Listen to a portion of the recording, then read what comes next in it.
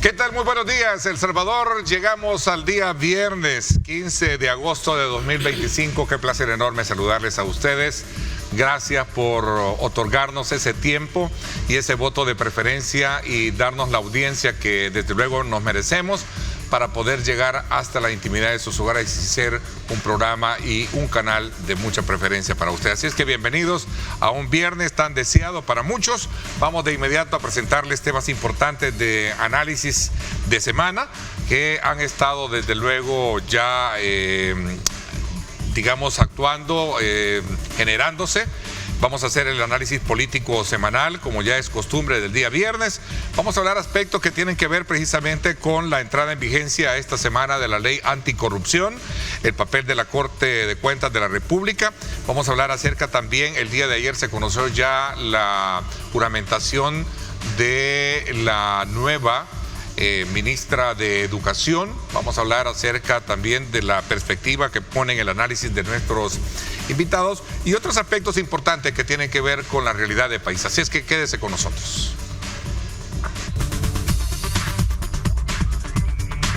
La ley anticorrupción entró en vigencia este lunes 11 de agosto. La normativa obliga a los funcionarios a publicar sus declaraciones patrimoniales. La nueva normativa crea un sistema integrado nacional anticorrupción que tendrá una labor de controloría, regulación y verificación sobre el patrimonio de los funcionarios, empleados públicos, servicios públicos, agentes de autoridad y autoridad pública y ciudadanía. Y también toca las atribuciones de la Corte de Cuentas para remitir a la Fiscalía hallazgos de posibles ilícitos. Además, detalla acciones que podrían ser redundantes con las leyes constitucionales que dictan su proceder. En otro tema, entregado con meses de retraso, Estados Unidos presentó su informe anual sobre derechos humanos. Y en lo que se refiere a El Salvador, el Departamento de Estado afirma que no hubo informes creíbles de violaciones significativas de los derechos humanos. Para analizar y debatir este y otros temas, lo invitamos a seguir en sintonía de Diálogo 21 con nuestros invitados. Informó Evelyn Granados.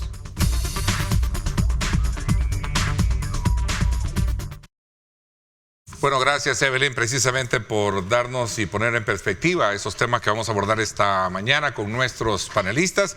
Quiero darle la más cordial bienvenida al licenciado Manuel Someta, abogado de la República. Bienvenido. Muchas gracias, Ernesto. Pues ahora aquí ahora de verdad en el centro del debate. Sí, en el centro del debate. Centro del debate nacional, el día de debate nacional, pues agradecido siempre con la invitación y saludar a los colegas. Gracias también, Tania Pastor, con nosotros esta mañana. Bienvenida, Tania, y aprovecho también para saludar y desearle pues una pronta recuperación, un poco indispuesta de salud, Bessie Ríos. Esta semana no la hemos tenido activa, en radio también, igual ahora la tenemos acá ausente, pero también nos acompañas tú. Tania, bienvenida, sí. Gracias por acompañarnos. Gracias, Ernesto, un saludo a toda la audiencia del Grupo Megavisión, especialmente del programa Diálogo en esta mañana de viernes, un saludo a los colegas y por supuesto Bessie que se mejore, ¿verdad? Así es. Para tenerla aquí ya de regreso en el panel. Bueno, gracias también, te saludo Aldo Álvarez, bienvenido, ¿cómo estás? Pues bien, aquí llegamos otro viernes, mira cómo pasa el tiempo. Gracias por la invitación siempre, saludo a tu amable audiencia. Y hoy parafraseando a Juárez, tan lejos de Dios y tan cerca del licenciado Someta. Bueno, parece que va a haber sangre. Vamos a tener un buen debate por lo que veo. Bueno, no podemos pasar por alto hechos que trascienden y puntualizan la generación de debates, de hechos y acontecimientos. Voy a comenzar por este último que el día de ayer el presidente de la República juramentó precisamente la capitán y doctora Carla Trigueros como la nueva ministra de Educación, Ciencia y Tecnología. Cabe destacar que la nueva ministra, en su doble condición de capitán y doctora, decía el presidente, ha demostrado la capacidad y el liderazgo y compromiso necesarios para impulsar, decía, una transformación profunda en nuestro sistema educativo. ¿Cuál es la perspectiva que tienen ustedes de cara a este nuevo impulso que se le da a un rubro tan importante y necesario para el desarrollo de un país como es el tema de la educación? Comienzo con usted, licenciado Someta. Bueno, yo quiero aquí ser bien enfático en que yo voy a aludir al cargo y a los títulos, y no a la persona. Yo a ella no la conozco en su entorno profesional, pero sí quiero hacer alusión a los títulos y a los cargos y al cargo que va a ostentar. Es doctora en medicina, no es doctora, digamos, PhD o en educación, y obviamente es militar activo. Si bien la legislación no tiene ninguna prohibición expresa, porque justamente el 161 de la Constitución hace referencia al 127, y el único que... El 160 creo. El 160 de la Constitución dice, y habla sobre los perfiles, ¿no? Que no podrán ser, de quienes no... Sí, ahí está, gracias, producción. Sí, no, el 161 es la prohibición de quienes no podrán ser. Sí. Entonces, y justo hace alusión al 127, que son los mismos requisitos para ser diputado, menos el de ser militar. Entonces no existe una prohibición, digamos, legal expresa sobre esto, tampoco existe jurisprudencia, porque cuando se declaró ilegal el nombramiento de Munguía Payés fue por otro tipo de cuestiones. Ahora, al punto que yo voy es lo que puntualmente dijo el presidente, que había sido para una transformación profunda en el sistema educativo. Vaya, entonces, títulos en educación no tiene, es doctora en medicina, lo cual pues, es excelente, pero entonces nos vamos al otro título, al militar. ¿Qué tipo de transformación entonces es la que se quiere la que se quiere introducir al país? A mi criterio, porque ella es militar y me imagino que va a reproducir el sistema con el que ella misma ha sido educada, es el de orden, disciplina y obediencia.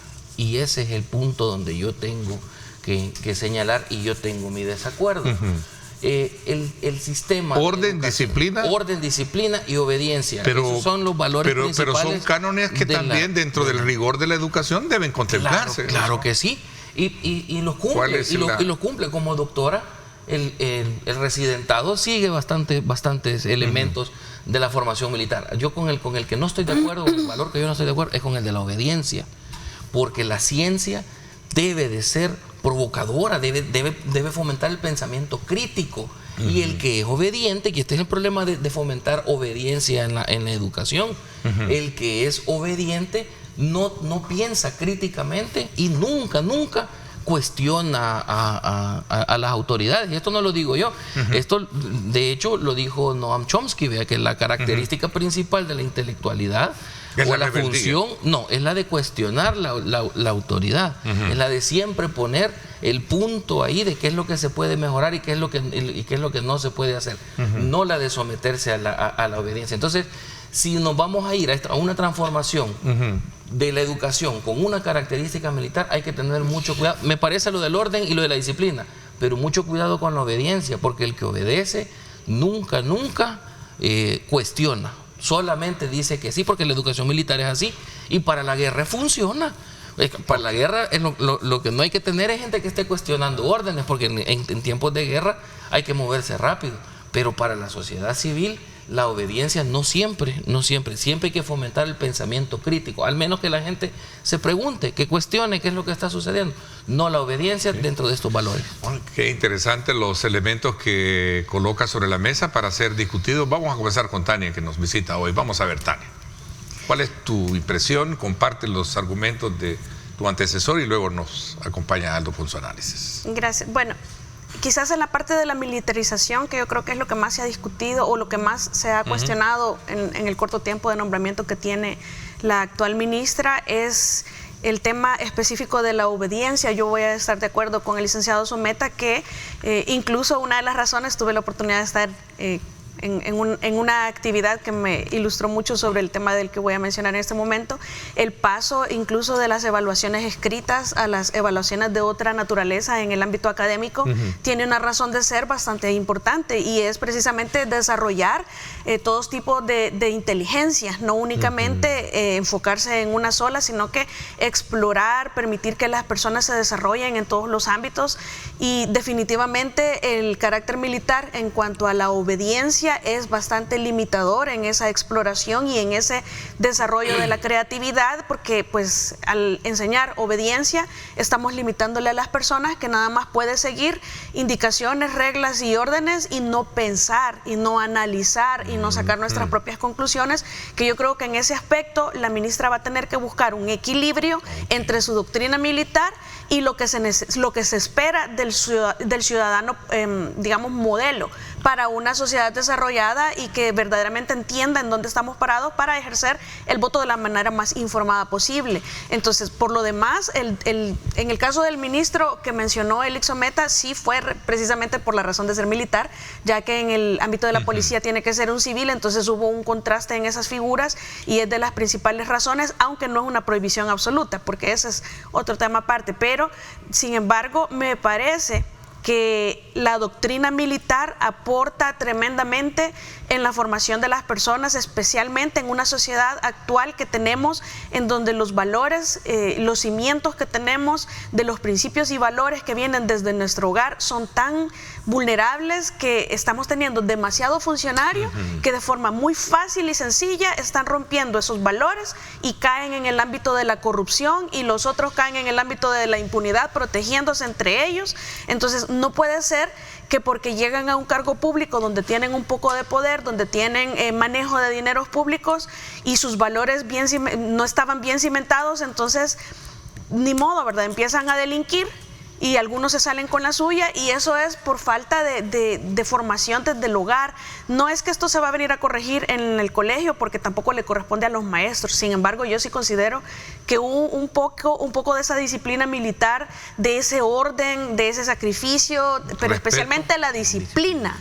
Creo que sí es increíblemente urgente en nuestra sociedad y especialmente en la formación de nuestros nuevos valores. Qué interesante, buenos elementos recojo en primera instancia de ambos análisis. ¿Cuál es tu lectura? Dinos y luego entramos al debate.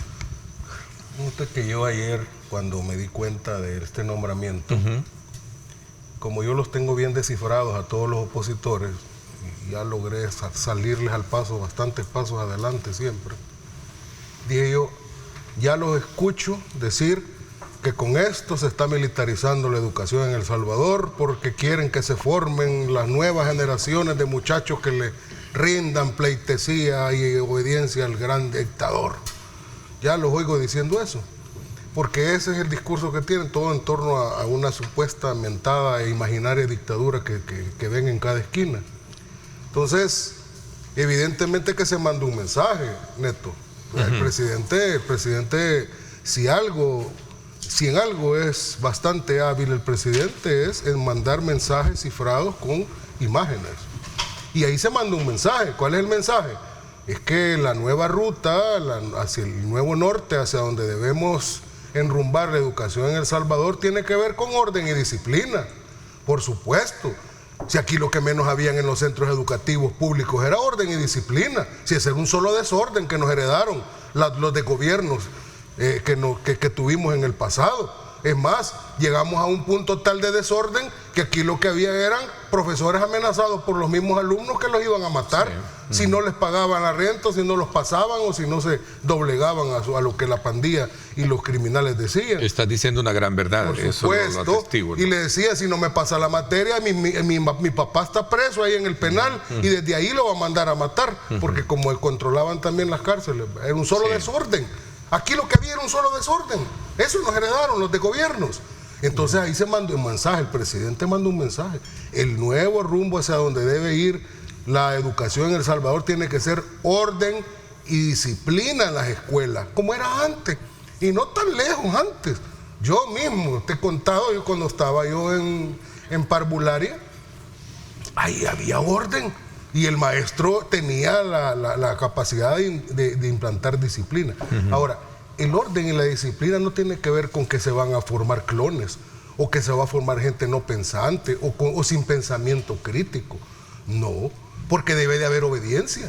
Obediencia a las leyes, obediencia al orden público. Tiene que haber obediencia al respeto. Tiene que haber obediencia a lo que manda la normativa. A eso tiene que haber obediencia. Y eso se inculca desde la niñez.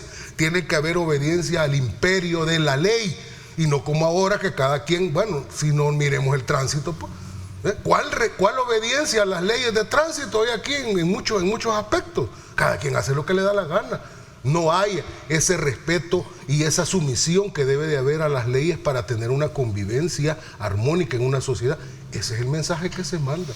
No es la obediencia a no pensar y ser un coco vacío y a no tener pensamiento crítico. No, eso no tiene nada que ver. El que lo quiera ver así, por supuesto que son pensamientos interesados, ¿verdad? Yo que he sido educador, a mí no me van a contar el cuento, ¿verdad? Durante casi 25 años en la universidad, he visto cómo han ido evolucionando a las generaciones de los muchachos que van saliendo del sistema.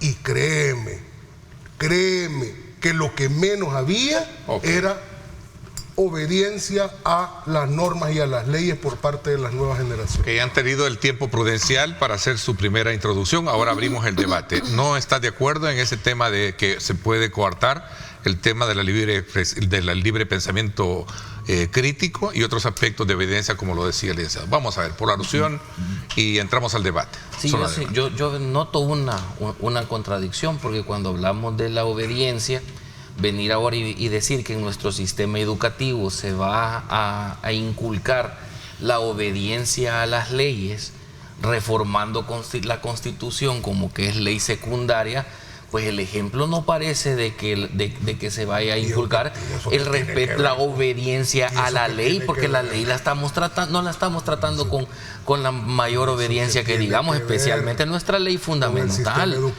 La obediencia que sí se quiere inculcar, creo yo, es la de no oponerse nunca a las autoridades. Esa es la que yo sí creo que se va a imponer. ¿Cuál es la obediencia militar? Y mire, militarmente esta obediencia es funcional, porque eso salva la vida y esto mismo yo se lo digo a mis alumnos y a los muchachos que son parte de mi equipo de trabajo. Miren, si cuando toca reaccionar rápido, ahí tenemos que ser soldaditos, ahí sí, orden y acción, orden y acción, después vemos en qué nos equivocamos. Pero con los civiles no se puede tratar así, porque entonces se va a inculcar el miedo a criticar a las autoridades, se va a inculcar el miedo a pensar críticamente y a poder manifestar cosas contrarias. Claro que sí. Ya apareció el futurólogo. Pero ¿cuáles van a ser los cambios? Usted mismo lo dijo. Del pensamiento progre. Así piensa la gente de pensamiento izquierda. Crítico, una cosa es el progre, otra cosa es el pensamiento crítico. Son diferentes. Claro. ¿Quién no sabe que él es un hombre de izquierda? Esa es una falacia ad hominem, porque usted nunca me ha dicho nada sobre el pensamiento ni los aportes de Chomsky, solo me dice que el hombre es de izquierda. Es de izquierda y además cuando hemos hablado inspiró el socialismo del siglo XXI también. Claro. Y cuando hemos hablado de Milton Friedman, ahí sí Milton Friedman es el excelente economista. Al punto que yo voy, solo quiero terminar mi intervención con esto. Al punto que yo voy es que el mensaje que usted mismo dijo que el presidente está enviando al poner una doctora en medicina militar, porque los doctores también, de hecho, su formación en los residentados es influencia de la militarización. Yo soy hijo de una doctora, les doy fe. Claro, justamente así es. Y entonces, me crió bien. Por el lado del orden y de la disciplina. Con orden y disciplina y obediencia. No, obediencia no. La obediencia en la educación, y esto no es progreso, esto es pensamiento crítico. Usted le tiene que enseñar a sus alumnos a que lo que el profesor dice tiene que estar fundamentado. No es lo que él dice, no es ley de Dios lo que el profesor dice. Lo que él le enseña tiene que estar fundamentado. Supuesto. Y si no está fundamentado, se puede cuestionar. Por eso es que hablamos con autores, por eso es que nos vamos al libro, por eso es que lo decimos. Mire, yo soy heredero del pensamiento cartesiano. A mí no me va a venir a contar el cuento, la duda metódica, y eso se lo inculco yo a mis alumnos también. ¿Qué piensas de este debate? Te veo con ganas también. Es que creo que eso es mucho el extremo en ambas posiciones. Quizás un tanto más equilibrada, porque insisto que estamos en un momento de transición y cosas especiales y sui generis van a ser necesarias. Yo no voy a satanizar la militarización o el tema militar, porque militarización quizás es un término inadecuado, pero no voy a satanizar que la capitana es ahora una ministra quizás tiene su experiencia académica, no lo sé, no he visto su currículum, pero probablemente dentro del ejército haya tenido la experiencia o tiene la capacidad y la aptitud completa, vocación, quizás tiene hasta más vocación que muchos de los maestros que tienen título. Eso no lo voy a discutir porque sabemos que hay excepciones en todos los temas, pero puede que tenga la experiencia, no lo sé. Lo cierto es que no voy a satanizar que un militar esté a cargo, pero tampoco voy a decir o a aceptar que esa es nuestra mejor opción. Me cuesta creer que sea la mejor opción para educar a nuestras futuras generaciones, porque creo que podía haberse tenido una dosis de más disciplina, de más orden dentro del sistema sin necesidad de que llegue un militar. Sin embargo, yo creo que para lo que estamos enfrentando, lo que hemos vivido y lo que necesitamos empezar a formar, me parece que la ministra tiene mucho que aportar. Definitivamente no por ser militar vamos a desacreditarla, porque entonces caemos en la misma falacia de estar desacreditando, no por la persona, pero por el cargo, ¿verdad? Y realmente creo que puede ser que tenga la experiencia, no lo sé, lo voy a repetir, pero quizás tenga más vocación, y lo importante es rodearse también de las personas más capaces, y que al final del día no sea el tema de la obediencia el que prevalezca, porque no necesitamos ciudadanos obedientes, necesitamos ciudadanos pensantes. Las personas que piensan, las personas que se preparan, son los principales enemigos de aquellos que quieren darnos órdenes sin decirnos por qué y sin que eso sea para nuestro mejor beneficio. Yo tuve la oportunidad yo la conozco. Yo la he escuchado en diferentes ocasiones, y a mí me parece bastante adecuada. Estuvo acá conmigo en el programa. Me parece que es una militar muy bien preparada, muy bien educada en su ramo, ¿verdad? Ahí están imágenes de cuando estuvo con nosotros, creo que fue para el periodo de post, o no sé si antes de la pandemia, pero destaca muchísimos aspectos que tienen que ver con un modelo de disciplina, obviamente de orden, de planificación y todo esto, que creo que son los puntos. Es que estamos en una realidad en donde mucha gente quiere resultados fáciles. Claro, claro. Y eso no se logra sin disciplina, sin orden. Mira, yo creo que hay que hacer una distinción para no perdernos. O sea, mire, yo lo entiendo, a veces no comparto, pero entiendo lo que el licenciado Someta está proyectando. Lo que sucede es que no es lo mismo, no hay que confundirse con obediencia ciega a un gobierno determinado con la obediencia que se le debe inculcar a un niño a el orden y a las leyes. No, pero es obediencia militar. La obediencia es militar. No, es que no hay obediencia ciega. Perdóneme, hay que diferenciar obediencia militar. La obediencia a la que yo me estoy refiriendo es bien jerárquica, la obediencia al imperio de la ley militar. O sea, al imperio de la ley. Es que para que la frase imperio de la ley realmente en una sociedad funcione, si no es imperio, si no es nada más bagatela, no, para que el imperio funcione tiene que haber respeto. Yo le voy a poner un ejemplo. ¿Qué respeto a la ley había, por ejemplo, en un país como Singapur hace 40, 50 años atrás? Era bien pobre. ¿Por qué? Había una gran corrupción, había una gran descomposición social. Fíjese que ahora la gente tiene miedo, ¿sí? En Singapur la gente tiene miedo. ¿A qué? A que lo sancionen por tirar un chicle en la calle. ¿Sabe por qué? Porque hasta para eso hay una sanción, o aventar un pedazo de basura en la calle. ¿Y el ministro de Educación de Singapur también es militar? El miedo no debe de ser hacia la persona. El imperio no es de la persona, el imperio es de la ley. Tengo una opinión sobre ese punto. Tania. Que en realidad, si lo vemos como lo está planteando el licenciado en este momento, creo que hay un poco de contradicción, por cuanto si el imperio de la ley fuese tal que hubiésemos tenido una doctrina militar impregnada dentro de nuestra educación, no estarían dándose las reformas que se están dando en la actualidad de la forma en la que se están dando, porque el imperio de la ley sería respetado de otra manera. Yo estoy en contra también de ese imperio de la ley absoluto, porque no me parece que la ley sea la que por siempre nos va a dominar. Cuando es que el problema no es la ley, el problema es las personas que están a cargo de esa ley, de la ejecución de la ley, de la planificación de la ley, de la creación de la ley, etcétera, porque no nos están dando las leyes que necesitamos completamente como las necesitamos, y otras ni siquiera las están pronunciando y están dando. Entonces es bien difícil creer que porque la ley es imperio de la ley tengamos que aceptar, como en el caso de la lucha contra las pandillas, leyes que estaban matando gente. Entonces, en mi opinión, ese imperio tampoco tiene que ser absoluto. Yo creo que el quid del asunto, como decimos nosotros, es en permitir gente que no tenga pensamientos cuadrados que nos lleven a círculos viciosos. Al final, en el trasfondo, esa es mi opinión, porque si nosotros nos ceñimos al imperio de la ley, vamos a tener mentes cuadradas que nos van a impedir que entiendan la realidad que estamos viviendo ahora de las reformas que se están dando. Para darle un insumo al licenciado Someta, a mí me gusta darle insumos. Cuando uno pasa por la escuela, cuando uno pasa por la escuela de Derecho, y uno que al menos a mí me tocó ver un año entero de Derecho Romano en el primer año, que uno aprende un montón de aforismos. Uno de los aforismos que uno aprende es dura lex sed lex. Dura es la ley, pero es la ley. ¿Por qué?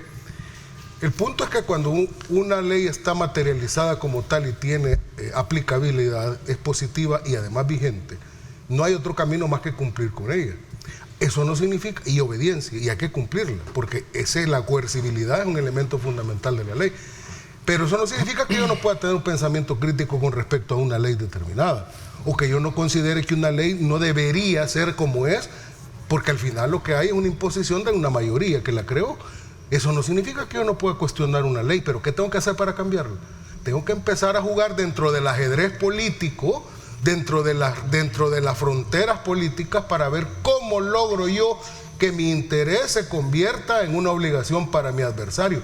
Esa es la concretización del juego político. Pero cuando yo puedo tener, la licenciada puede tener una opinión, es que no deberían, leyes que no nos convienen, leyes que no nos sirven, sí, pero esa es mi opinión personal.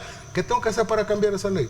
Empezar a jugar políticamente para lograr cambiarla, tener la correlación. Con las reglas que se establecen. Tener la correlación y cambiarla. Así con las reglas funciona. Que se establecen. Así funciona. Con las reglas que la misma ley establece. Pero mientras tanto, la ley se debe de cumplir sí o sí.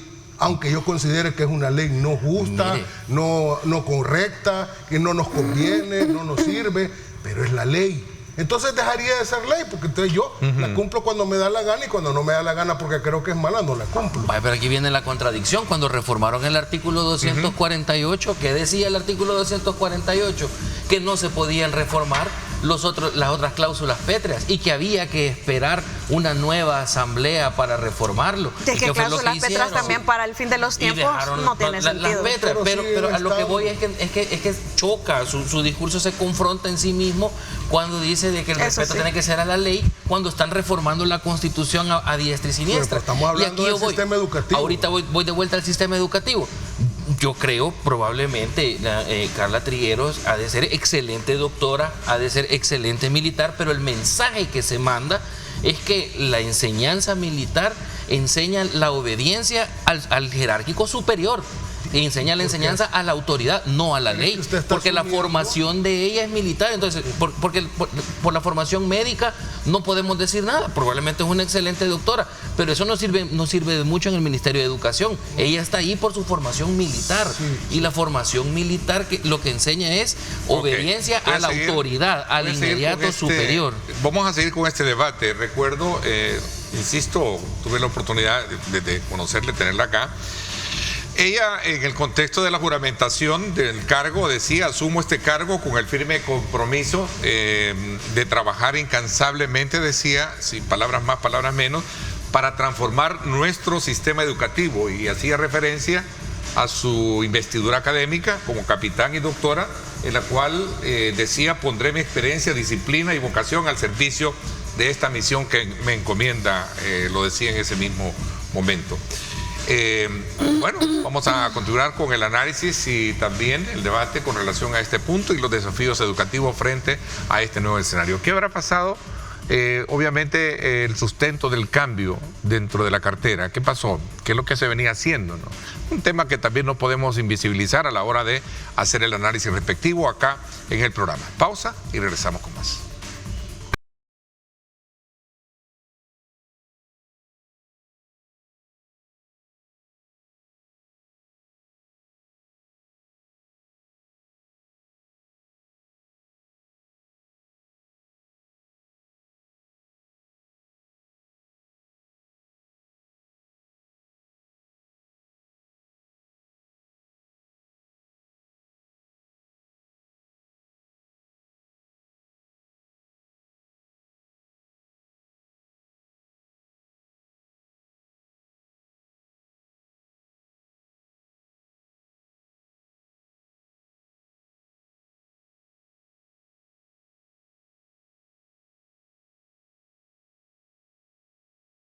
Bueno, la oportunidad para invitarlo a usted a que pueda saborear a esta hora de la mañana un rico café, y que rico es disfrutar de café rico, el café perfecto. Disfrútenlo porque rico es calidad, y buen provecho también a nuestros panelistas que a esta hora de la mañana disfrutan de una buena taza de café rico. Continuamos con el análisis del tema que tenemos esta mañana, que debe darle la palabra al licenciado Someta. ¿O a quién nos quedó? No, creo que terminé. Sobre el tema. Después dije que no le dan la palabra. No, Digo, sí. que debe dar la palabra para no cortar, porque tengo otro elemento tan importante. Bueno, este cambio pone en relieve la importancia que tiene la educación para el desarrollo futuro del país. ¿De dónde venimos? Es un elemento importante, porque el ministro que estaba pues también tenía su propia agenda, ¿no? Sí, digo, de trabajo. Que han desmantelado ahí las pandillas ahí en los institutos públicos. Yo creo que lo más positivo de todo esto es que hayan cambiado de ministro. ¿Será que el llegar a un ministro militar también lleva ese énfasis de poder escudriñar dentro del arca, dentro de las escuelas, lo que sucedió en el caso del técnico industrial y el otro Inframen, ¿no? Mire, donde es en el Ministerio de Agricultura y Ganadería y en el Ministerio de Educación han desfilado ministros. Están cambiando y esto parece que es una sillita de prueba y error.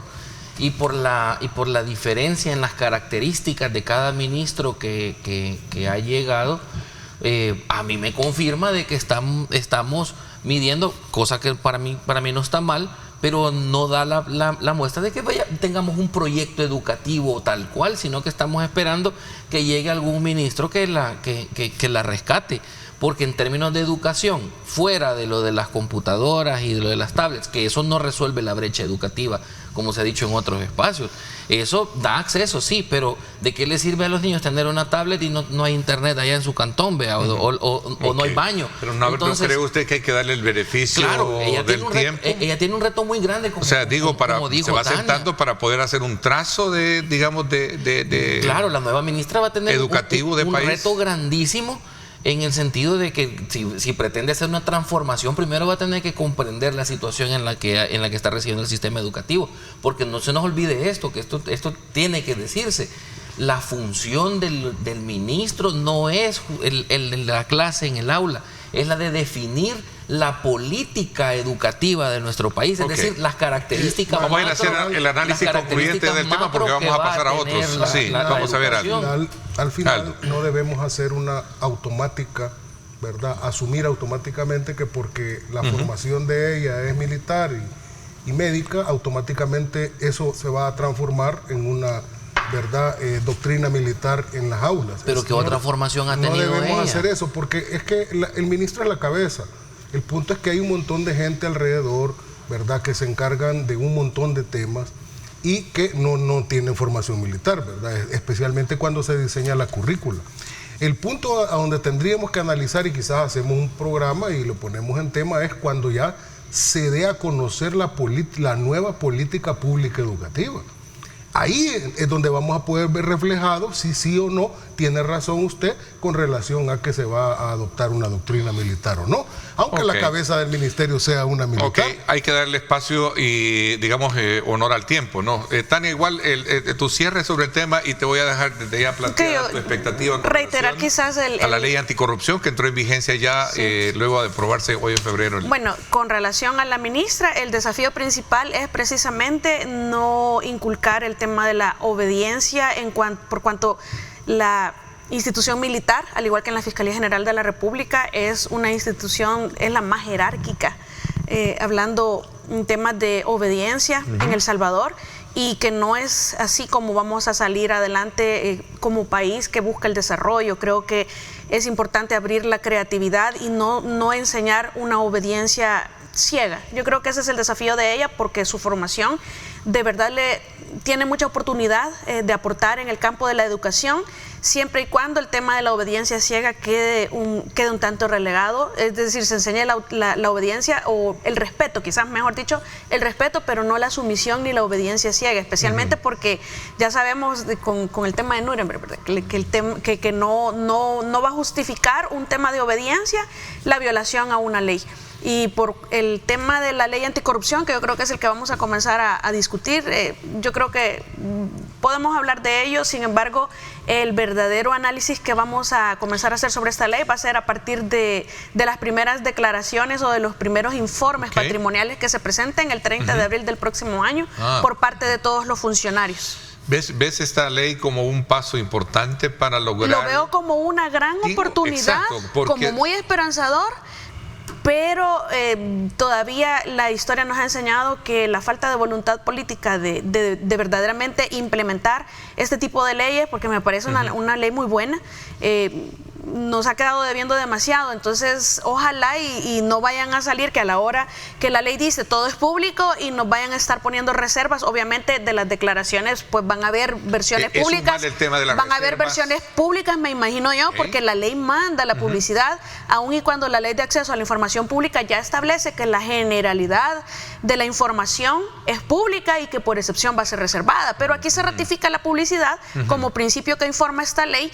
Entonces no vayan a estar apareciendo después con reservas sacadas de la manga, ¿verdad? Ok, o sea, sería contradictorio. Entonces, sería completamente contradictorio, porque es una ley muy buena, muy esperanzadora, con mucho potencial de grandes oportunidades en la lucha contra la corrupción, pero ojalá y no vaya a ser, como siempre, el problema no es de leyes, sino que de aplicadores. De aplicación, como dice nuestro buen amigo Julio Valdivieso. Vamos a ver. ¿Aldo o licenciado Someta? Dele, licenciado. Bueno, vamos a ver. Espera. Los vamos a sentar juntos más seguido. Bueno, a la par un poco más seguido. No, nos vamos a poner a jugar futbolito a ver quién gana. Chingolingo. Vamos a ver entonces. Yo coincido con Tania en el entendido de que la ley en términos de técnica y de la estructura que crea el sistema y crea la comisión, está muy bien estructurada, pero podemos tener leyes hermosas. Ya teníamos incluso otras estructuras antes, la ley de la Corte de Cuentas, la ley contra el enriquecimiento ilícito de los funcionarios públicos, la ley de probidad. Leyes hemos tenido y son bien bonitas en forma, en estructura. El problema siempre ha radicado en la forma en la que hacemos estas leyes efectivas, en las que aseguramos la efectividad de la ley. Históricamente lo que ha sucedido es que los gobiernos entrantes ocupan esta estructura y estas leyes para perseguir solamente a los anteriores, y esto no es cuestión de este gobierno, ha sido desde siempre. Ahora que se crea un sistema integrado anticorrupción, la expectativa justamente es de que la aplicación de esta no vaya a ser selectiva, que se van a hacer públicas las declaraciones de algunos funcionarios, mientras que los de los otros no. Ahí en los últimos artículos la ley tiene el criterio de especialidad, que quiere decir que estaba incluso por encima de la ley de acceso a la información. Entonces la expectativa es, la ley es muy buena, es cómo la hacemos efectiva.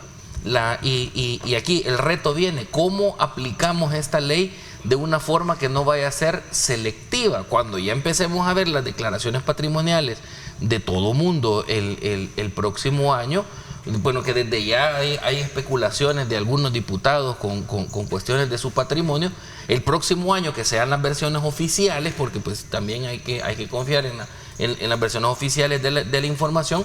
Ojalá que no vayan a salir ya con una reforma diciendo de que entonces ahora sí se admiten que se reserve esta información o la imposibilidad de proporcionarla como dicen las resoluciones de la sección de probidad, por ejemplo. Entonces tiene que ser una ley aplicable parejo para todos y no solo a los de antes, a los de después, o a los que yo sí quiero, a los que no quiero. La ley tiene que aplicarse. Es una ley muy buena, muy bien estructurada, pero el problema radica siempre en la aplicación de la ley. Porque si no estamos sumando o en la falta de aplicación a las leyes bonitas que tenemos. Porque en el artículo 6 de la ley, según menciona, por ejemplo, un actor como la Corte de Cuentas de la República, miembro del SINAC, Sistema Nacional Integrado Anticorrupción, o sea, concatena. Esa fue la excusa para que la entrada en vigencia se postergara 6 meses. Exacto, sí, pero 6 meses después. Creo que eso es positivo por cuanto ya la Fiscalía no va a tener que estar requiriendo nada, sino que ya va a tener la información en tiempo real, y eso es bastante importante porque siempre han existido fugas de información. Una pregunta, ¿puede una ley secundaria? En la información que llega. Bueno, para los tres. Fuga y retardación. Ese argumento de trasladarle a Fiscalía y que Fiscalía conteste, se iban términos de un año. En el caso de la Corte de Cuentas de la República, ¿puede una ley secundaria darle más funciones a esta institución que las emanadas por la misma Constitución de la República? Sí, se puede. ¿Se puede? Pues mire, yo no los veo muy convencidos. Este tema, es que no me quedó claro cómo fue la pregunta en específico. Por ejemplo, sí, perdón. La Constitución establece, digamos, los objetivos. Las funciones casi siempre se desarrollan en leyes secundarias para todo lo que está establece, como pasa con el Tribunal Supremo Pero Electoral. El marco constitucional le da facultades a la Corte. Lo que sucede es que Ernesto va más por el ámbito del 18 nos habilita a los ciudadanos, pero el 186 le prohíbe a los el 86 le prohíbe a todos los funcionarios excederse de lo que la ley les permite. Claro, entonces vamos a ver. Bueno, mira, yo con respecto a este tema ¿te acordás que lo abordamos cuando se aprobó la ley a principio de año? Y porque el texto es el mismo, lo que ha habido una vacatio legis, lo que ha habido es una lo hemos estado abordando ya.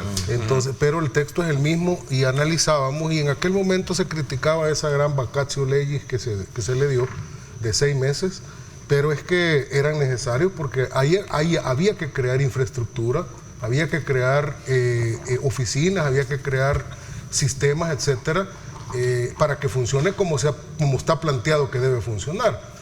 Vea, se crea un sistema articulado, porque dice el licenciado Someta, había un montón de leyes, sí, pero el problema es que había una dispersión. Vea, por un lado la Corte Suprema con su sección de probidad, por otro lado la Corte de Cuentas, por otro lado la Fiscalía, entonces había una dispersión, por otro lado el Ministerio de Hacienda, había una dispersión. Entonces, ahora lo que se hace es crear un sistema integrado anticorrupción, a donde todas las instituciones que de una u otra manera tienen que ver con el tema de la corrupción se encuentren coordinadas y conectadas para que no haya fisuras por donde se puedan colar un montón de corruptos que en el pasado utilizaban, ¿verdad?, las fisuras para poderse evadir. Ahora, yo sí hay un artículo que a mí me interesa mencionar de todos, porque me parece algo realmente muy correcto. Es el artículo 17, porque el artículo 17 habla de la imprescriptibilidad de la acción penal, y cuando uno lo lee, el 17 literalmente dice: todo no prescribe la acción penal y no procederá a la prescripción durante el procedimiento en los procesos penales presentes o futuros en los casos siguientes, y narra todos los delitos que están ahí contemplados. Pero dice el inciso final: lo dispuesto en el inciso anterior respecto de la acción penal es considerado de orden público, y aquí invoca una potestad constitucional, debiendo aplicarse a los procesos futuros, independientemente de la fecha en que se hayan cometido. Quiere decir que vuelve retroactiva también la aplicación de la ley.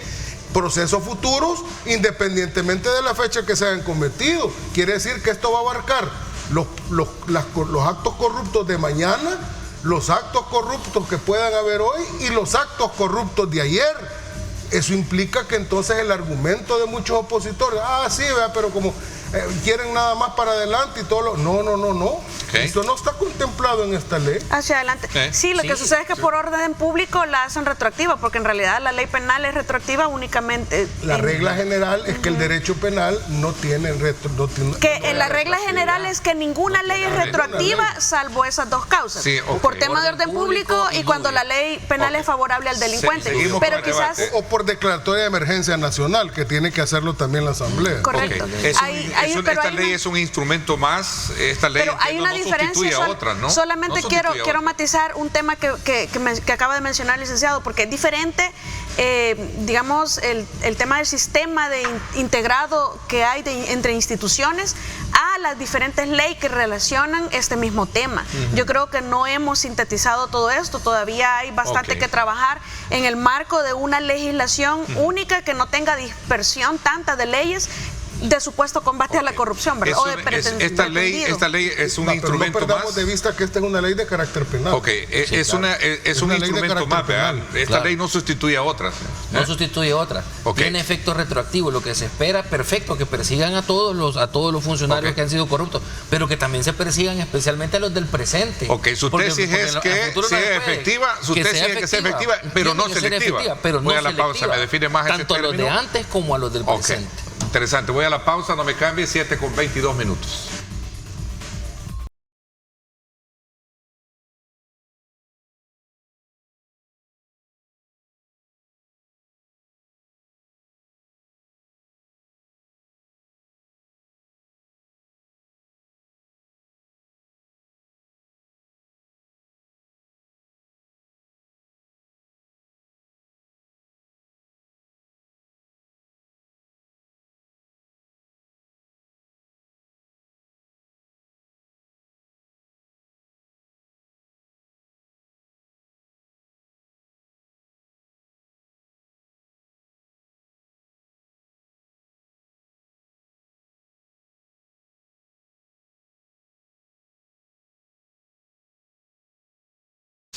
Bueno, gracias nuevamente por estar con nosotros a esta hora de la mañana. A ver, ¿cuáles son los alcances que puede tener el término, sí, que sea efectiva en su aplicación, pero no selectiva? Porque me deja un poco el sabor a comprender que eso es lo que se ha estado haciendo hoy en día. Sí, lo que yo quisiera aclarar primero es que esta declaratoria de orden público significa que esta ley se puede aplicar a conductas o acciones anteriores a la vigencia de la ley, una cuestión que en derecho penal normalmente está prohibida, pero que por ser de orden público, como ya muy bien lo dijeron los colegas, una de las tres excepciones, que es el orden público como se ha establecido, el indubio pro reo y algún tipo de estado de necesidad.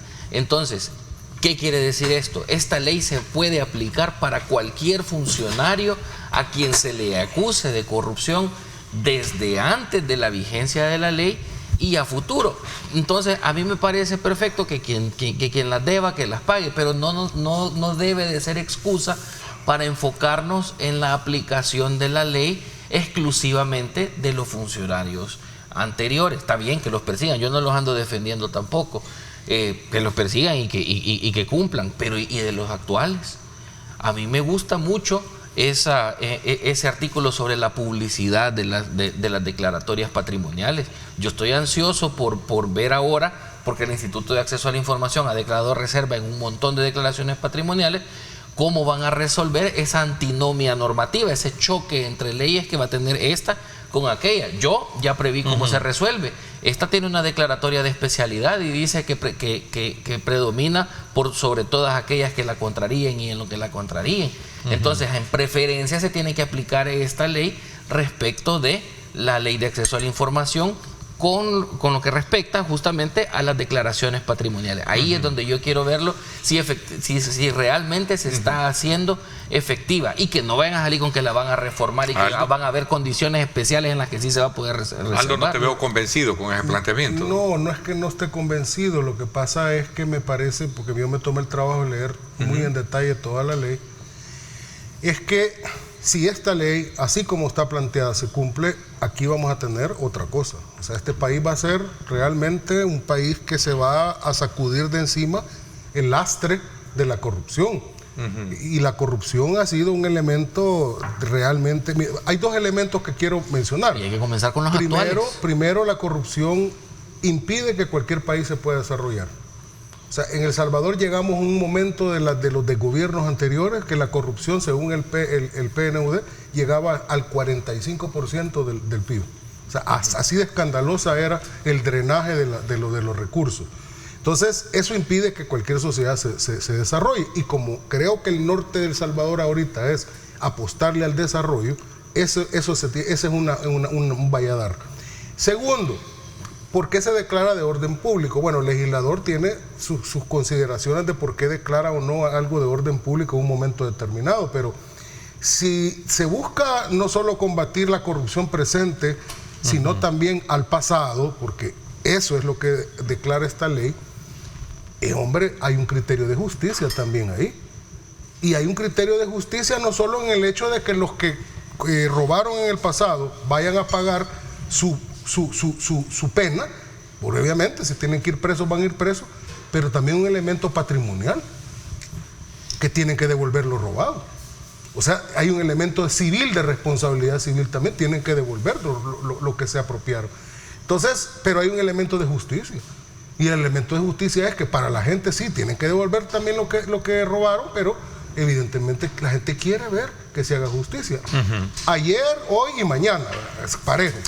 Entonces, a mí también me llama la atención que la propia ley, en el artículo 15, cuando habla de la denuncia y aviso, nos vuelve obligados a todos los ciudadanos, porque nos da una obligación no solo a los funcionarios de ir a declarar, o a las instituciones, nos obliga, porque dice, toda persona tendrá la obligación, o sea, toda persona, y que es toda persona, pues, toda persona, de denunciar ante el SINAC cualquiera de todos los tipos penales que aquí se señalan, dice, así como aquellos particulares, no hable funcionarios, aquellos particulares que hayan cometido actos de corrupción. Tania. De igual forma tendrán obligación de avisar hechos con apariencia del delito para que se inicie la investigación correspondiente. ¿Y eso a quiénes abarca? A todo mundo. Tania, vamos a ver, ¿cuál es tu análisis ahí? Me voy a referir sobre dos temas en específico. El primero es la obligación de denunciar, que refiere el IC, y el otro es esa dosis de... ¿El IC Aldo? Sí, el IC Aldo, porque acaba de mencionar la dosis de justicia. Yo sí creo que alguna dosis de justicia hay, ¿verdad? Porque también es que no podemos descalificar en unos temas unos asuntos y en otros temas no, como por ejemplo cuando se creó la Procuraduría para la Defensa de los Derechos Humanos, alguna dosis de justicia quizás hubo, pero en realidad si hubiese habido una verdadera voluntad de hacer justicia, se hubiera convertido en una institución cuyas decisiones fueran vinculantes y no simplemente en una institución de adorno para que digan, ay, El Salvador tiene una institución de derechos humanos, de defensa de los derechos humanos. Todos sabemos que es menos que nada esa Procuraduría, por cuanto no es vinculante, sus resoluciones no son vinculantes. Entonces, creer que allí no hubo dosis de justicia, pero que ahora sí la hay por la falta de aplicación que yo sé que va a haber en esta ley, lamentablemente no me esperanza tanto el tema de la aplicación como la ley lo manda. Sin embargo, quizás pueda haber una dosis de justicia. La intención es buena. Creo que también ha habido un disparo al pie, como lo hubo con la ley de extensión de dominio hace años, con otras asambleas, que realmente no se imaginaron que hacia ellos se les iba a aplicar, ¿verdad? Quizás ahora yo hubiera creído que había, además de dosis de justicia, voluntad de justicia, si se hubiera entendido que una cosa no era excluyente de otra. Que se ocuparan 6 meses para establecer un sistema integrado no excluía a que podía haberse obligado a los funcionarios públicos a presentar el informe patrimonial al Ministerio de Hacienda desde el mismo momento en que la ley se promulgó y no dejar la entrada en vigencia hasta el próximo 30 de abril. ¿Por qué fue excluyente? Eso no tiene nada que ver. Ahora lo que pasa es que tienen aquellas personas que están cometiendo delitos, que están haciendo crimen, porque es lo que están haciendo algunos, obviamente lo están haciendo, lo que van a hacer es tratar de cubrir el rastro, porque más de un año para hacerlo todavía, para presentar ese informe. Creo que hay casos importantes como el que se acaba de desvelar bueno, ya hay varios casos en realidad de gente que pasa de San Bartolo o de Soyapango, con el respeto que me merecen, porque hay mucha dignidad en estas zonas, pero que pasan a poder pagar créditos de $500,000 en menos de un tiempo. Es decir, son situaciones que, si bien es cierto, no es prueba de delito, son indicios que obligan a investigar. Pero así dice la ley, y dice la ley. Por otra parte, el tema de la denuncia, el Código Penal hay un delito que se llama omisión de aviso. Ese es una sobrelegislación de lo mismo. Entonces ahí es donde se encuentra la dualidad, porque esa obligación ya existe. La ausencia de cumplir. Es atentatorio, peligroso, demasiado discrecional. No es que sea discrecional, es que son temas que ya están regulados. Entonces el problema no es la falta de regulación, el problema es la falta de voluntad de aplicar esa ley. Seguimos con el debate. Te doy la palabra. Dime. Solo rápido, dice el artículo 19. Que la presente ley es de carácter especial con relación a las materias que regula, o sea, al propio Código Penal. lex specialis derogat lex generalis. Es que ahí es una obligación la que da de denunciar. Allá lo que existe es el delito por no cumplir esa obligación, que dentro del mismo delito ya estaba contenida la prohibición o la obligación a denunciar. Concurre una ley para decirnos qué tenemos que hacer para cuidar nuestras arcas del Estado, viniendo de un organismo internacional como es el Fondo Monetario Internacional, que es una exigencia de ellos. Sí, es una exigencia también. Es una exigencia. Te doy la palabra cuando regresemos. Es que si hubiera sido parcial de derecho penal, nos sacamos 10. Vamos a ver, ahí está un punto de debate también. Oye, es cómo la aplicamos. Sí, fue interesante, voy a la pausa. Hagamos un parcial. Vámonos a la pausa, gracias por estar con nosotros.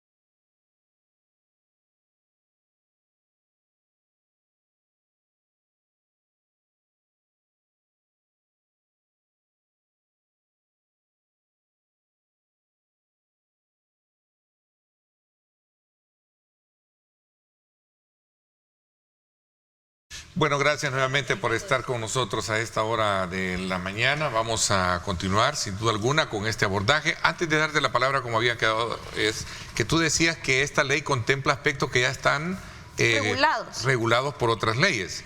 Significa que aquí había una especie de dualidad de legislación sobre el mismo tema. Sí, pero aparte de ello también lo que se conoce como la falta de técnica legislativa a la hora de estructurar.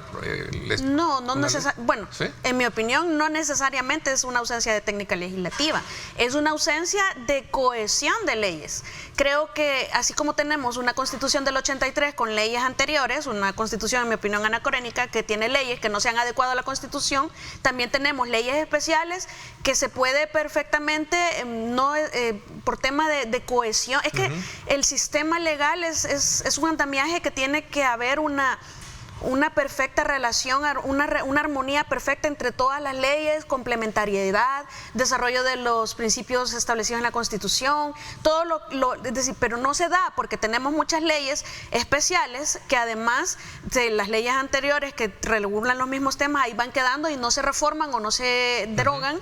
Entonces, lo que hay que hacer, creo yo, nada más es actualizar las anteriores y hacerlas conforme las actuales. Hay un elemento a tener en cuenta. Sí. Y es el artículo 20, porque habla del desarrollo reglamentario. Dice, el presidente de la República podrá aprobar los reglamentos de aplicación y desarrollo de la presente ley que sean necesarios. Claro, quizás ahí debió haberse manejado el órgano ejecutivo en el ramo correspondiente, ¿verdad? Será el Consejo. Quizás ahí no fue la redacción más feliz. Además, no hace alusión a un presidente, sino a la presidencia de la República, ¿verdad? Pero como no hay más de uno. La ejerza quien la ejerza. Entonces, pero bueno, a mi modo de ver... Lo voy a interrumpir brevemente sobre ese punto de los reglamentos del presidente. En materia penal es bien peligroso el tema del reenvío al reenvío por la ley penal en blanco, ¿verdad? Cuando los tipos penales no son, para que se comprenda, lo más precisos posibles. Cuando somos procesados penalmente, la imputación tiene que ser exacta, ¿verdad? No se permiten analogías. Entonces, a veces hay disposiciones que nos remiten a otras leyes, como por ejemplo el delito de contaminación ambiental, pues obviamente nos remite la ley, y así tenemos la ley de delitos informales, bueno, varios temas. Pero ya cuando hacemos un reenvío del reenvío, entonces caemos en unas ilegalidades penales que nos van a crear impases de procesamientos hacia personas. Entonces, solo ese tema, quizás ahí no es tanto la potestad de los reglamentos, sino que lo que va a generar en el procesamiento penal. Sí, pero como el que va a juzgar aquí al final del día es el órgano judicial, y como esta materia, como esta ley tiene una naturaleza penal, tiene que aplicar los principios del derecho penal cuando va a interpretar esta ley el juzgador. Y eso evidentemente que tendrá que aplicar cuestiones como por ejemplo la prohibición de la analogía. En materia penal está prohibida o está tipificado el delito o no, punto. No que se parezca a otro. Y que no es lo mismo que apología del delito, aunque las palabras suenen similares. Entonces, pero ¿qué es lo que yo quiero señalar en este caso?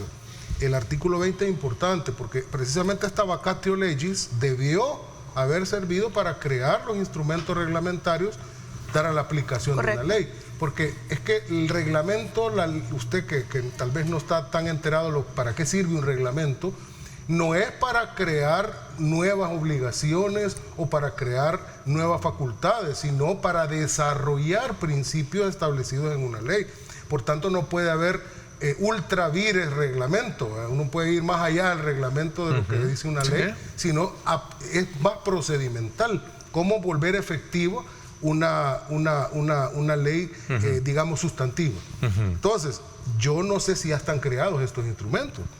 Yo no he tenido acceso a ellos. Me gustaría. Ahora, la parte elemental de todo esto es lo que decía él. Más allá de que sea aplicable, es que sea aplicable, es decir, pero yo quisiera, no selectiva. Pero yo quisiera ver estos instrumentos por una simple razón, porque cuando se habla de la presidencia de la República, quiere decir que solo pueden ser, esta facultad reglamentaria solo alcanza al órgano ejecutivo. No estaría contemplada la facultad reglamentaria, por ejemplo, en la Fiscalía, que no pertenece al órgano ejecutivo, ni en la Corte de Cuentas. Ni tampoco el reglamento puede ir más allá de lo que la ley habilita, ¿verdad? No es crear nueva ley. Pero ahí está como parte del sistema y hay que ver las facultades y las obligaciones que tiene el sistema en sí. Yo quizás no va a haber mucho que comentar sobre la presencia o la ausencia de técnica legislativa. Mayormente yo no estoy de acuerdo con la facultad reglamentaria en la presidencia, porque pues el control es cruzado y es para todos. Es lo que siempre ha venido pasando con la Corte de Cuentas, que se nombran, que quien esté en turno nombra a los de la Corte de Cuentas y los de la Corte de Cuentas persigue a otros menos a quienes los nombraron. Eso es lo que había venido pasando. Esperemos que ahora ya no vaya a suceder, ahora que es parte del sistema. Yo en lo que quisiera hacer énfasis es en que esta ley cumple con los requisitos que había solicitado el Fondo Monetario Internacional, tal cual los pidió. Entonces, remitirnos a la ausencia, digamos, de técnica legislativa, ya se empieza a volver como irrelevante, porque está cumpliendo con los parámetros que se debían de cumplir. Por ejemplo, el de tener un sistema integrado, el de hacer lo que usted bien manifestaba, una integración de leyes que para mi criterio siguen estando dispersas. La ley solo alude a todas y se pone con un criterio de especialidad, cumple a tal cual. Por ejemplo, decía que si esto fuera examen son estándares mínimos de el Fondo Monetario Internacional, no hubiéramos sacado. Cumple los estándares mínimos para una buena ley anticorrupción. Ahora hay que ver cómo y a quién se la van a aplicar, porque aquí, si bien les ha funcionado perfectamente para perseguir el delito, también hay que poner las barbas en remojo, porque si no les va a funcionar como un disparo. Decía que esta ley viene como parte de un compromiso que se establece con el organismo financiero Fondo Monetario Internacional, y recojo del discurso, del debate, el hecho de que por qué tener que venir para dar cumplimiento a esto cuando deberíamos haberlo hecho, una tarea que a todos nos compete. Pero fíjate que hay un elemento, pero bien por eso, diría yo, elemento que también me llama la atención, porque alguien puede decir, no, es que esto lo hizo el gobierno por presiones del fondo y por... Oye, pero es una ley. Sí, pero podría haber salido una ley con muchísimo menos garra que esta, menos dientes, y haber cumplido siempre con el requisito del fondo. Entonces no solo es ese elemento. Voy a poner un ejemplo, otra vez con lo de la imprescriptibilidad de la acción penal. Yo creo que eso no era un requisito del Fondo Monetario, que volviera una ley para que pudiera alcanzar hasta los corruptos de hace 20 años. Ese es un punto muy bueno. Entonces, ¿qué sucede? Deben de estar temblando los que se beneficiaron de la década, ¿verdad?, que se recetaron en la mal hecha, por ejemplo, en esa constitución que tenemos moribunda, que pusieron los 10 años de prescripción para los delitos de corrupción. Y los actuales que anden en malos pasos también. Y los futuros, yo dije, los de mañana. Al futuro no lo vamos a poder aplicar. Pongámonos de acuerdo, ¿los actuales o los futuros? A los anteriores y a los actuales. Lo que pasa es que me da la impresión que estamos orientando el discurso solamente a perseguir a los anteriores por esta cuestión del orden público, que ojo, el orden público se permite porque estamos en régimen de excepción, y el régimen de excepción se aprobó para las pandillas. Aquí estamos ya sacándole otro tipo de provecho al régimen de excepción.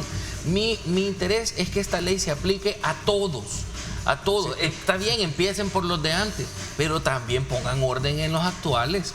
Aquí estos chismes que se dan en redes sociales sobre los patrimonios y esto, pues se van a resolver cuando efectivamente se aplique esta ley.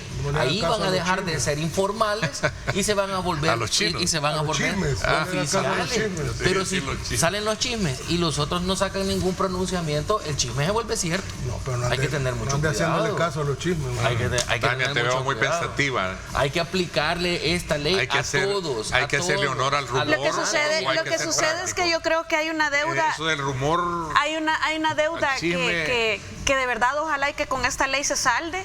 Y es que dos cosas muy importantes que dijo el presidente en su momento. La primera es, usted no ponga las manos al fuego por nadie, ¿verdad? Y la segunda es, aunque sea mi amigo, lo vamos a procesar. Entonces yo creo que ahora esta es la herramienta perfecta y el momento perfecto, ¿verdad? Porque más allá de que podamos desacreditar las personas que realizan ciertas investigaciones, hay información contundente que obliga como mínimo a abrir expedientes penales e investigar. Así es, por ejemplo, es obligación de todo funcionario los informes patrimoniales, ¿verdad? Que va a tener que presentar. Sí, lo que sucede Hacienda, es que ese informe patrimonial es muy similar al que se hace en la corte. En la ley lo que pasa es que es diferente, sí, es incluso hasta más reducido, pero incluye a más personas. Ahora, hay una diferencia, licenciada, porque la información que un funcionario entrega a probidad no es de conocimiento público. Sí, pero esa es una trampa que hizo la Sala Constitucional anterior, porque ya eran públicas las versiones de las declaraciones patrimoniales. Ya sabemos por qué lo hicieron, pero en este caso lo que está mandando aquí se manda la publicidad. Es que no solo se presente junto con la declaración de la renta, se presente un informe activo y pasivo, sino que tiene la obligación el ministerio de publicarla. Correcto. Esto va a entrar en tiempo real.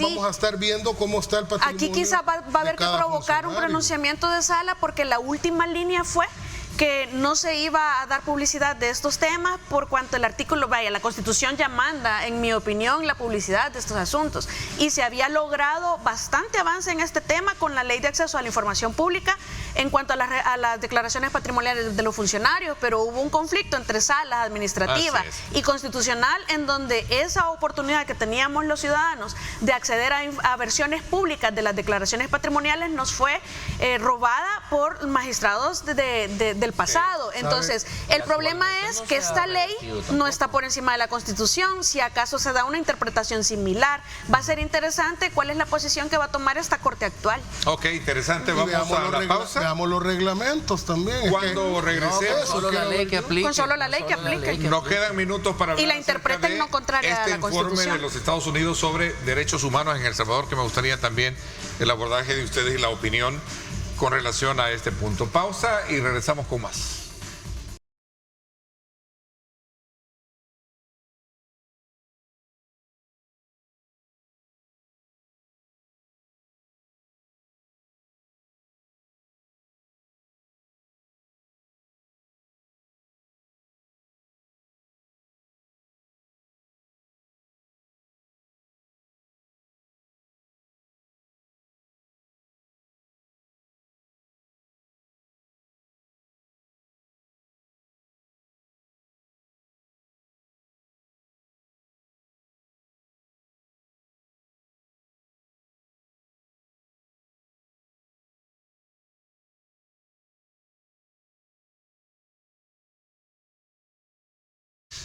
Bueno, gracias nuevamente por estar con nosotros a esta hora de la mañana. El informe en el que se omiten críticas a El Salvador se enfoca, según este informe que se dio a conocer, que Estados Unidos se emite críticas a El Salvador en este tema de derechos humanos, ha venido también a generar mucha expectativa y un poco de debate. ¿Cuál es la lectura que tienen ustedes con relación a este punto? Porque según este tema fue eliminado precisamente de países que están de alguna manera aliados con los Estados Unidos. ¿Cuál es la lectura que le dan al tema de derechos humanos y las violaciones que en algún momento son parte de las denuncias que se están haciendo acá versus lo que no resalta este informe? Hoy se adelantó. Hoy le voy a ceder la palabra. Hoy le voy a ceder la palabra. La cortesía. Le devolvió la cortesía. Bueno, mira, con respecto a esto, ¿qué decirte? No porque lo diga el Departamento de Estado, que tiene su peso, por supuesto, pero sino porque es la verdad. O sea, y eso lo he sostenido yo siempre, pues, es que en El Salvador, para mí y para una cantidad importante de la población, ese argumento de la violación masiva de derechos humanos, ya, con el que se quiere retratar al país en los últimos tiempos, no es cierta, no se condice con la realidad, lo cual no implica que no puedan haber casos específicos y aislados a donde, ¿verdad?, se ha cometido alguna injusticia y deba de repararse. Pero de eso a deducir que en El Salvador hay un Estado violador sistemático de derechos humanos, hay un gran abismo, eso no es cierto. Entonces, lo dice el Departamento de Estado y mira, los Estados Unidos no los puedes engañar, mira la embajada que tienen aquí, pues mira, tienen personal, ¿verdad?, especializado en cualquier cantidad de temas y ellos están informados. Total, el Departamento de Estado, información no le falta, digámoslo así, información es lo que menos les hace falta.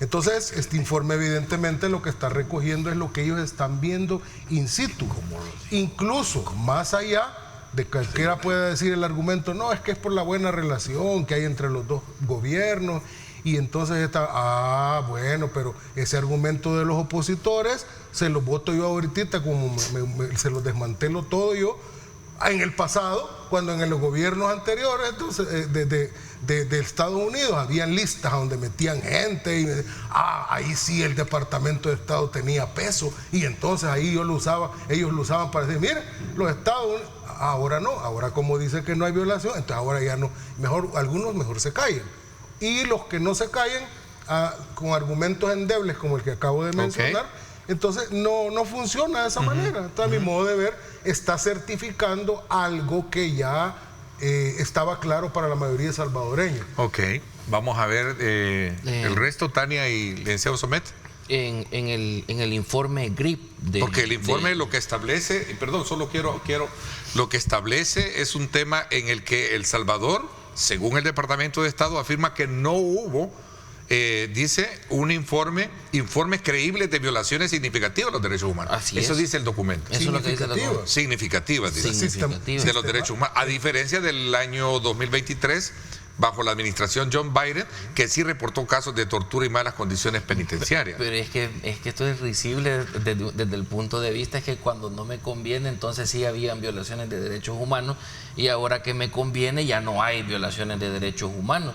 Y a mí lo que me llama la atención del informe es la parte donde se alega que para conservar la simplicidad del informe hay partes que se van a omitir. Y el segundo elemento que yo quiero enfocar es que Estados Unidos no es un indicador válido para la violación o el respeto de los derechos humanos. Ellos de hecho son la calificación que tienen según el informe GRIP, que es el indicador global de protección de derechos humanos. Ellos tienen, incluso se califica como el sistema de calificación estadounidense, tienen una D. Ellos son el país número 59 de 102 en respecto al respeto de los derechos humanos. El informe GRIP. ¿Quién lo emite? Aquí se lo voy a decir, Global, con mi buen inglés, Global Rights Project, que es la organización que lleva los indicadores a nivel internacional sobre la protección de los derechos humanos. Entonces, ¿quién financia a lo que yo voy es que Estados Unidos no es la lumbrera en la protección de derechos humanos. Ahí tienen firmados el montón de tratados y no ratificados ninguno. Entonces, que vengan ahora y que nos digan, no miren, en El Salvador no hay violaciones. Que es otra organización, y para mí no tiene ninguna credibilidad. Por eso no le cité esa, porque esa ya la tenían desacreditada. Por eso le saqué una de nivel internacional. Por eso le pregunto. De otro nivel. Pero yo creo que el tema es la fuente de estas instituciones, porque si bien es cierto que esta no está desacreditada, ¿cuál es la fuente? Al final del día, la fuente siempre viene a ser, por ejemplo, en el caso de la época de Biden, porque yo ni voy a afirmar ni voy a denegar, porque sí me parece que han habido violaciones en el marco de la aplicación del régimen de excepción y toda la política de seguridad, pero también me parece que es una información no contrastada completamente, porque todavía no ha habido una investigación al respecto, el tema de afirmar la cantidad de violaciones a los derechos humanos que afirman instituciones como Cristosal o como el Socorro Jurídico Humanitario, etcétera, y etcétera, y etcétera. etcétera. Porque que yo tome la información de estas instituciones, si al final todos los parientes de todos los procesados van a decir que su pariente es una persona inocente y que no tienen ninguna relación. Habrán casos que ellos consideran que están bien contrastados, pero creo que también han inflado las cifras, y si esa es la base de los informes que en su momento el Partido Demócrata tomó como parte para hacer este informe y condenar a El Salvador, o decir que somos violadores de derechos humanos sistemáticos, creo que también es... no me parece justo, es decir, tomar esto como fuente válida y también negarlo, pues también creo que es un poco irrespetuoso. Yo creo que el punto de vista de este informe es un tanto ideológico, conservador y también que tiene el estilo de Trump. Entonces, para responderle, porque ahí reemplaza a Tania a usted por alusión y concluyendo ya por cuestiones de tiempo. Justamente por la situación esta de las fuentes, Estados Unidos no es una fuente confiable para calificar la situación de los derechos humanos en El Salvador, comenzando porque cuando era el periodo de Biden, entonces sí había vulneraciones de derechos humanos en El Salvador. Hoy que estoy yo ya no hay como si hubiera algún tipo de conexión. Sí, no, es que ese doble rasero es muy atendiendo lo mismo que me manifiestan ustedes dos. Yo por eso ni digo que sí ni digo que no. No es una fuente fiable para determinar las violaciones o no de derechos humanos. Es la opinión de ellos. Es que eso depende del gobernante de turno. Se oye bien antiimperialista. Ya me va marcando otra vez. No, pues sí. Pero no, es la opinión de ellos. Vámonos con las consignas entonces históricas. Pero entonces de la lucha de clases. De la lucha. Y si le preguntamos a Venezuela si hay vulneraciones de derechos humanos en El Salvador, ¿a usted le parecería confiable? Es la opinión de Venezuela. Lo mismo estoy aplicando yo. Vaya, eso sí es antiimperialista, el comentario sí es antiimperialista. Pero el de Estados Unidos no. Estados Unidos solamente emite sus informes porque es su propia opinión sobre la situación de otro país. Interesante el análisis, muy consistente, en la que hemos logrado encontrar aspectos debatibles, obviamente debatibles, pero que también recrean el accionar de lo que hemos tratado en materia legal y de análisis político también. Tania, gracias por habernos acompañado. Gracias por la invitación. Y deseamos una pronta recuperación también a Bessie, ¿no? Gracias, licenciado Someta, también como muy acertados también. Muchísimas gracias, un saludo a Bessie, esperando su pronta recuperación. Me ha gustado este puesto, quizás no lo vamos a devolver. Sí, y le ha gustado estar cerca de Aldo. Sí, porque es que se pasan cediendo. Cuando están aquí se pasan robando la palabra y cuando están cerca se la pasan cediendo los dos. Gracias, Aldo, también muy interesante tu punto de vista. Cuídense, pórtense bien y no ingresen a las estadísticas. Como siempre. Y a eso le complementamos también que nos vamos al fin de semana. Le deseamos lo mejor a usted, disfrútelo con familia, cuídese y por supuesto recuerde lo más importante, amar a Dios sobre todas las cosas.